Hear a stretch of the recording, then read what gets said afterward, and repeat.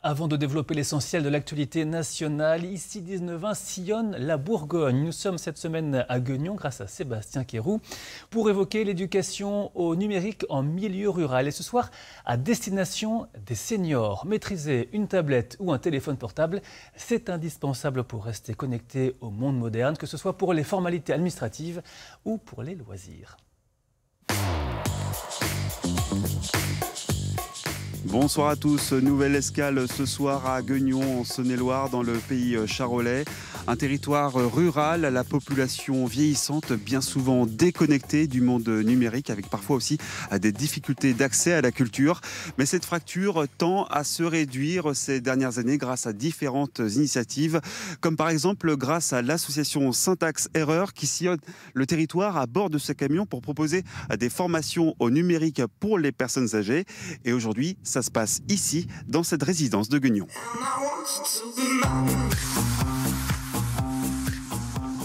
Bonsoir Yannis Savoie. Bonsoir.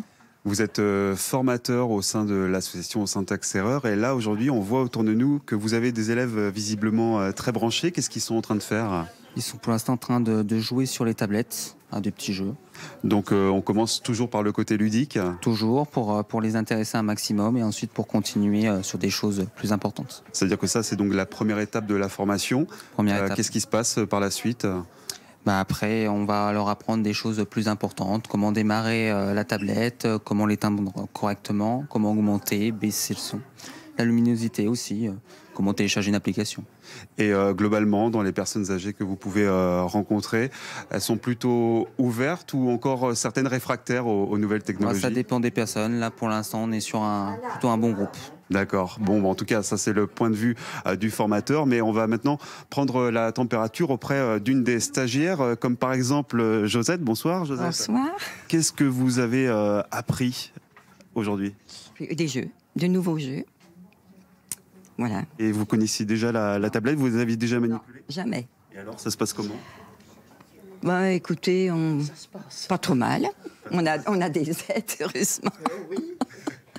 N'est-ce pas, Denise ? Et parce que la tablette, les smartphones, c'est quelque chose qui vous fait peur à l'origine ou pas ? Non, mais après, quand on sera habitué, on fera normalement, comme vous. Je pense. Vous allez devenir une geek peut-être plus tard ? Oh non, ça m'étonnerait. Je pense pas. Bon, en tout cas, je vous laisse travailler, continuer à jouer tranquillement.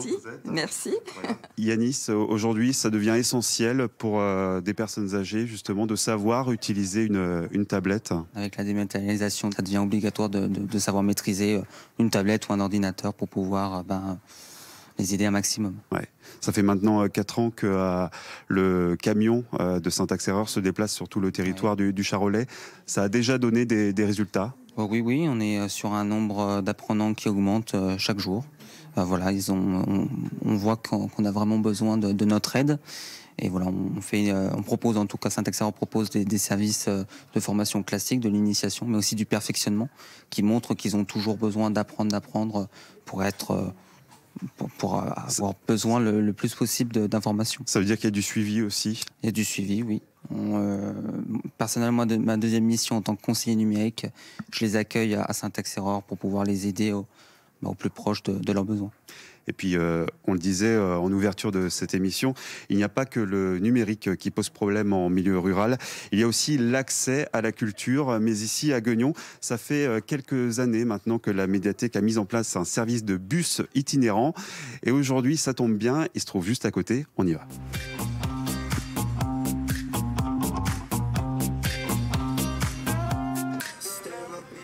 Bonsoir Esther Ballot. Bonsoir. Ça fait maintenant 22 ans, je crois, que vous sillonnez le territoire de la communauté de communes de Guignon à bord de ce bibliobus.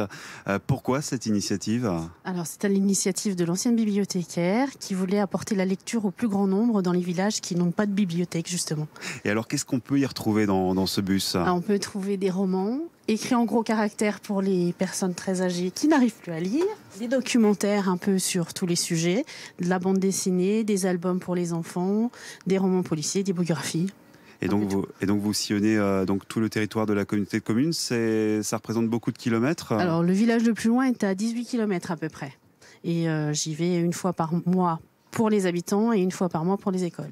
Et les habitants, justement, ils sont au rendez-vous, ça fonctionne bien? Alors, les habitants, pour la plupart, ne savent pas que le bibliobus est réservé à tout le monde. C'est vrai? Et pas qu'aux personnes âgées. Oui. D'accord, comment vous l'expliquez? Eh bien, parce que nous, on ne se rend pas compte qu'il y a de la communication à faire autour.